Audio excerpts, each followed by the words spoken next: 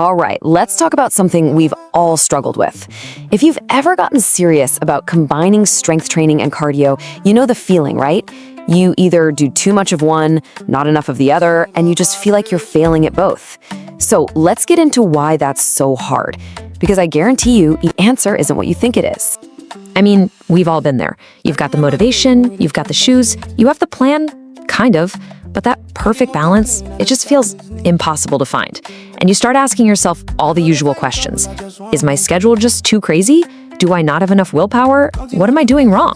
But here's the thing. What if the problem isn't any of those things? What if it's not about trying to cram more into your day or just powering through? The real issue is actually way deeper, and it's hiding in a place you'd probably never think to look. That's right. The reason you're struggling is cognitive. It's not about your body, it's about your brain. It's a breakdown in how you plan, analyze, and actually execute on a complex goal. So to fix your physical routine, you first have to fix your mental approach. Now, to really get this, we need to pop the hood and look at how your brain makes decisions. Psychologists have this idea of a two-system mind.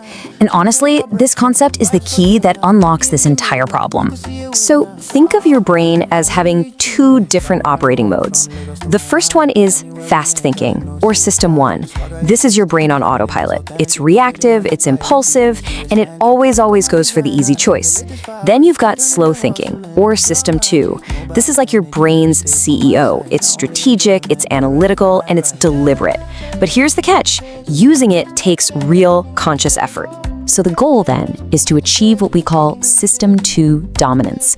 And all that really means is getting good at telling that fast, impulsive part of your brain to take a back seat so the slow, strategic part can drive. It's a skill, and it's absolutely crucial when you're tackling something as complicated as a balanced fitness plan. Okay, so if the mission is to use our strategic, slow thinking, what's actually stopping us?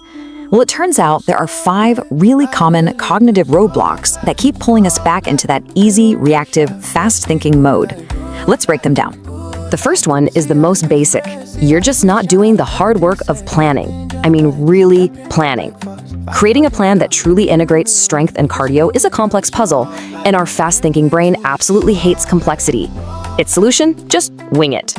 You know, there's a pretty blunt quote that just nails this idea. Low IQ behavior usually comes from reacting fast without processing. Now that sounds harsh, but think about it. When we just react, I feel like running today, without thinking about our goals for the week or the month, we are operating from that purely reactive state. It's simply not a smart way to get results. And the consequence is totally predictable. You can't just accidentally fall into a perfectly balanced routine. It requires that thoughtful, deliberate, upfront work that our fast-thinking brain is literally designed to avoid. Without that strategic effort, you're pretty much setting yourself up to fail. All right, but let's say you do have a plan. The second roadblock is when we let our feelings in the moment completely derail that plan.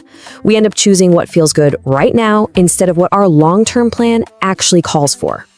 The root of this is really just weak impulse control. It's that voice in your head that goes, today's leg day, but I'm tired. Let's just go for a quick run instead.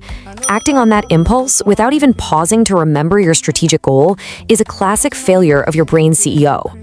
And the result is your fast-thinking brain will almost always win that battle by choosing the path of least resistance.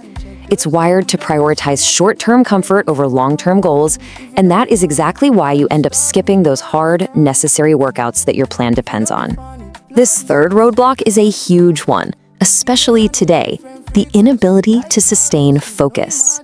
Look, a good fitness plan isn't about one perfect week.